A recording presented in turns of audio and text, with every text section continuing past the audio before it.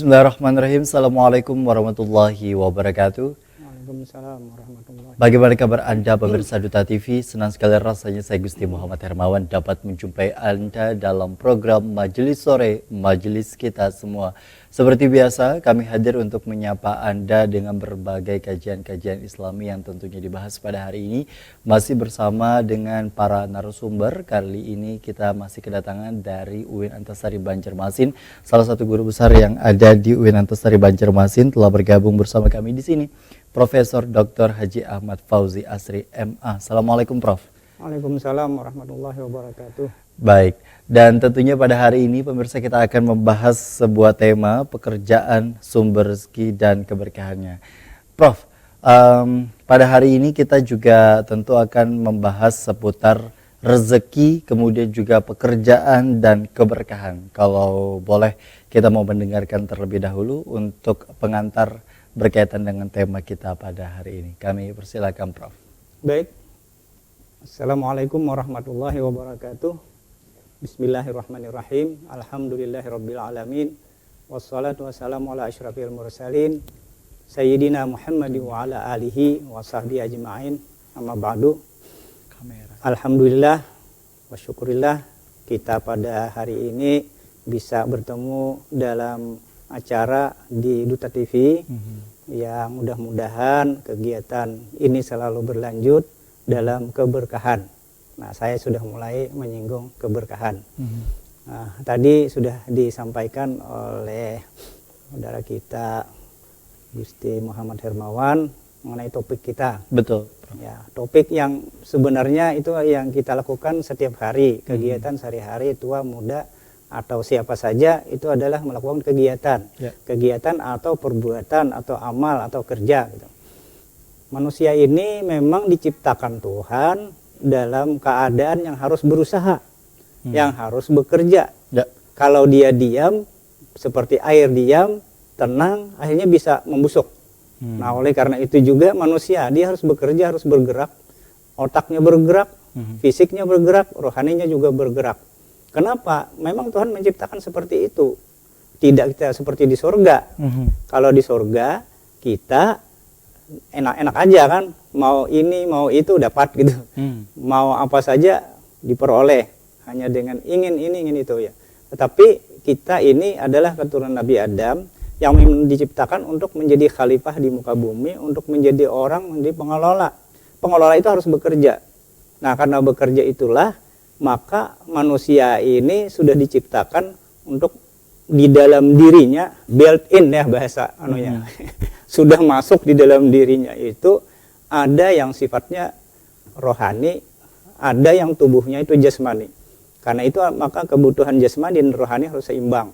Dia harus mengikuti dan dia harus juga memenuhi keinginan jasmaninya dan juga keinginan rohaninya.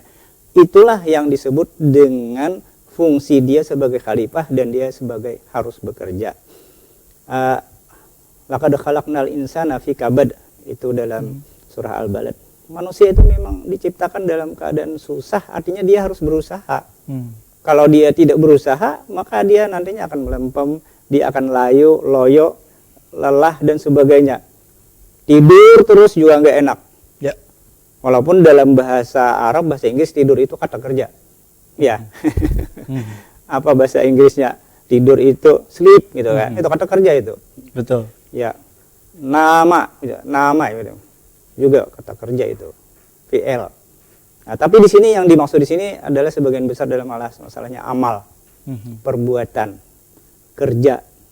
Nah, kerja apa yang bisa dilakukan sehingga orang itu akan bermakna? Kerja itu banyak, sesuai dengan kapasitas, sesuai dengan fasilitas, sesuai dengan sarana yang dia miliki. Saya nggak bisa bekerja di bidang komunikasi, maunya saya bukan ahlinya. Saya tidak bisa menjadi pilot, saya bukan ahlinya. Saya harus punya power, punya kekuatan untuk melaksanakan pekerjaan itu. Kalau keinginan saja, oke, tetapi tidak menjadi sesuatu yang bernilai kerja. Karena itulah maka yang dilihat oleh Allah Subhanahu wa taala dan juga oleh ajaran Islam tentu saja adalah amal. Nah, itu bedanya antara perbuatan yang sifatnya amal, ini bahasa religius lah kita, bagus sekali kita itu. Amal gitu. Bukan sesuatu yang hanya perbuatan sia-sia. Perbuatan sia-sia yang tidak ada makna. Yang bahkan terjadi merugikan bagi diri sendiri maupun juga bagi orang lain. Nah, di mana posisi kerja? Posisi kerja itu tentu saja adalah sebagai usaha untuk meraih keinginan. Meraih keinginan, meraih kebutuhan itu memerlukan apa yang disebut dengan teknologi. Ada ilmu, kita itu sebenarnya ilmu yang kita peroleh itu rezeki. Ahli komunikasi itu rezeki sebenarnya. Tapi ilmu tentang komunikasi tidak bisa dikomunikasikan kalau tidak ada teknologinya. Makanya hari ini ada baterainya, ada powernya, Betul. ada jaringan. Gitu. Orang punya pulsa, tidak ada jaringan, nggak ada artinya juga. Betul. Punya handphone yang mahal, juga tidak ada pulsa, nggak ada artinya. Betul. Jadi teknologi itu sebagai hasil kebudayaan pikiran manusia.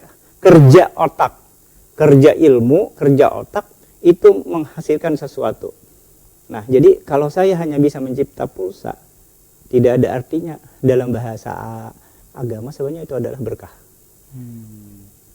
Karena apa? Tidak ada komunikasinya, tidak ada connect, tidak ada kontak dengan orang lain, hanya untuk diri sendiri. Ya bisa berkah kalau bermanfaat untuk diri sendiri, mendorong semangat umpamanya. Ya. Tapi itu adalah juga sebuah teknik bagaimana supaya bersemangat. Harus ada yang dilihat di depan. Nah, ini kita agak luas sedikit ke situ. Nah, terus apakah ini adalah rezeki? Ya, rezeki.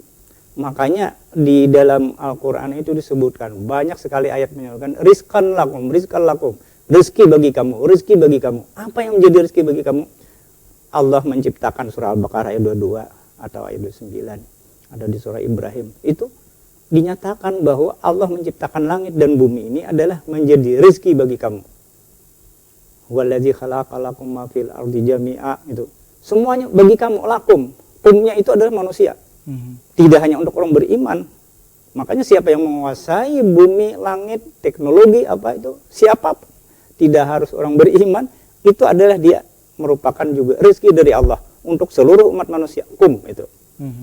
Nah, tapi nantinya yang nilai ibadahnya ada, yang berkahnya ada, tadi kebaikannya ada, maka itulah yang nantinya mempunyai nilai tambah. Jadi semakin besar itu manfaatnya bagi dirinya, bagi orang lain, bagi masa depannya, semakin tinggi kualitas berkah itu. Itu tadi yang menjadi cita-cita atau semacam tujuan dari kita yang kemudian juga hari ini disibukkan dengan bekerja. Sebelum kita bahas mengenai keberkahan yang menjadi tujuan kita tadi, banyak dari kita yang kemudian juga dari sekolah, dari di lingkungan keluarga dan lain sebagainya untuk bisa berlomba-lomba mendapatkan pekerjaan yang seprestis mungkin atau sebagus mungkin, dan tentu tujuannya tidak lain tidak bukan juga berkaitan dengan ekonomi atau semacam penghasilan, gaji dan lain sebagainya. Bahkan para mahasiswa pun juga ketika ditanya rata-rata pun juga mereka tidak lain tidak bukan adalah tujuannya bekerja. Terlepas apakah bekerja untuk orang lain atau untuk dirinya sendiri dan mempekerjakan orang lain. Tapi tadi sudah disampaikan memang fitrahnya seorang manusia memang lemah begitu Pak ya. Dan kemudian juga disampaikan bahwa kita seharusnya untuk berusaha selain memang kita dituntut untuk berdoa dan beriman kepada Allah Subhanahu wa taala serta Nabi Muhammad SAW. Nah, apakah yang harus kita lakukan Pak untuk tidak semacam terjerumus kepada pekerjaan-pekerjaan yang menurut kita itu sebenarnya baik tapi ternyata kemudian juga bisa dibilang bertentangan dengan nilai-nilai agama. Kan banyak beberapa profesi yang hari ini begitu disamarkan begitu akan hukum-hukumnya tertentu begitu, sehingga dalam artian banyak sekali juga orang yang sekedar bekerja karena menurut mereka itu pun juga sudah halal karena itu bentuk dari usaha. Kira-kira tanggapannya seperti apa, Prof? Ya, ini terkait juga dengan kalau maunya sebuah penciptaan, anggaplah ciptaan itu, walaupun sebenarnya hak mencipta itu sebenarnya Tuhan, tetapi hak rekayasa itu adalah manusia. Khalifah itu adalah merekayasa. Bahan yang sudah ada, sumber yang sudah ada yang disediakan, itu kemampuan masing-masing itu tidak sama. Nah, kemudian bagaimana supaya tidak terjebak kepada memudaratkan, memudaratkan. Di situ ada nilai namanya. Walaupun sebenarnya dunia eksakta, kaidah itu adalah punya rumus tersendiri, tetapi penggunaannya itu yang tidak bebas nilai. Yang bebas nilai itu adalah rumusannya itu, kaidahnya itu. Ya, kecepatan sebuah pesawat itu tidak bisa dikatakan itu sebagai mempunyai banyak nilai, tetapi dia bebas nilai. Tetapi bagaimana mengendalikan pesawat itu supaya dia bisa landing, itu adalah yang disebut oleh pilotnya. Kalau pilotnya mau menabrakkan ke gunung, mau menabrakkan ke atas, nah itu adalah pilotnya. Jadi pilot itu harus punya nurani. Nurani itu adalah suara batin. Siapapun itu punya. Ya. Diberikan suara batin itu kepada semua orang. Nah, kemudian manusia ini diajarkan lagi supaya lebih jelas suara batinnya itu, maka dia diberikan agama. Nilai-nilai kebaikan itulah yang disebut dengan berkah tadi. Makanya di dalam kamus bahasa Arab, Mu'jam Mufakhras Lafadzul Quran, Mu'jam Mufaradat, Mu'jam fi Gharibil Quran dan sebagainya, itu jelas dikatakan bahwa berkah itu adalah sebuah perbuatan, sebuah karya yang di dalamnya mengandung banyak nilai. Banyak nilai apa? Nilai kebaikan ilahiyah namanya. Baik. Kebaikan ilahiyah itu artinya yang memang diciptakan Tuhan, bahwa bila sesuatu itu terjadi seperti itu, maka dia akan mengandung nilai kebaikan yang luar biasa. Semakin tinggi nilai ilahiyah itu, siapa? Itu ajaran Tuhan, nilai ilahiyah itu. Baik, tentu nanti kita akan bahas seputar apakah memang berkah di sini dikategorikan dapat bermanfaat bagi dirinya dan juga keluarga yang lain, atau memang ada makna tersendiri bagi berkah. Lalu bagaimana dengan orang-orang yang kemudian juga bekerja di tengah kondisi-kondisi mereka yang cukup kesulitan, dan balik lagi mereka berlomba-lomba untuk menambah pekerjaan dengan situasi tertentu karena kebutuhan yang memang harusnya mendesak dalam kehidupan. Kita akan kembali, tetaplah bersama kami dalam program Majelis Sore, Majelis Kita Semua.